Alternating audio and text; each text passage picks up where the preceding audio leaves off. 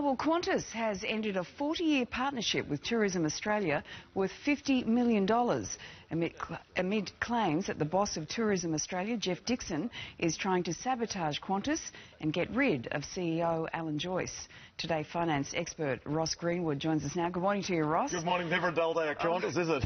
Corporate drama, big time. This is big time. This actually involves some of Australia's biggest names in business. Can you take us through what's happened? Look, just what's happened is, go back to August last year, so almost 15 months ago, we reported that a group of business people, which included Jeff Dixon, John Singleton, the ad man, of course. On top of that, there's Mark Carnegie, who's a famous investment banker in Australia, who's now linked with John Singleton at the radio station 2GB and Macquarie Radio Network, that they and a group of others, and at the time there were other names thrown in there, such as John Singleton, not John Singleton, Jerry Harvey was also there, and Peter Gregg, the former Chief Financial Officer of Qantas. So this group of people was said to come together. The reports earlier on that they had acquired a 2% stake now, and that they were acting in concert. Now, the interesting part about this is, remember that Jeff Dixon, the former boss of Qantas, who is now the head of Tourism Australia, is formerly a great mate of Alan Joyce, the boss of Qantas. Joyce was the man who created Jetstar. It was really very much Dixon who put him into that position. They have been very close friends and allies, all this type of thing.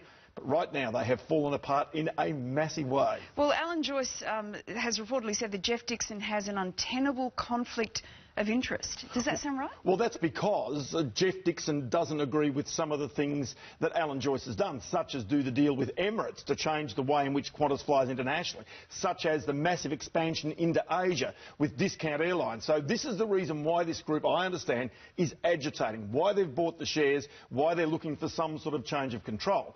But here's the other side of it. Qantas also has a very, very strong influence, because the $50 million that they put into Tourism Australia every year is very key to the whole notion of promoting Australia overseas, to bring people into this country.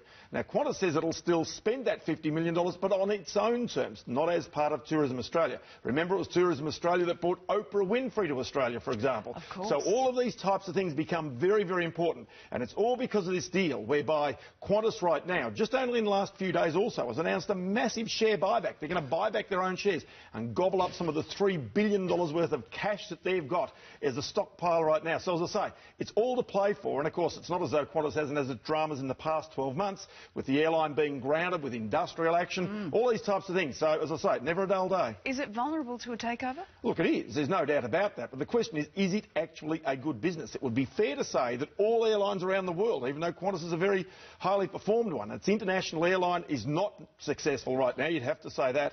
The truth is that there's no airline in the world that's actually a good business. The question is whether it's a strategic business. That's a totally different thing, of course. And according to Dustin Hoffman in Rain Man, still the only one that hasn't had a major crash. There you go.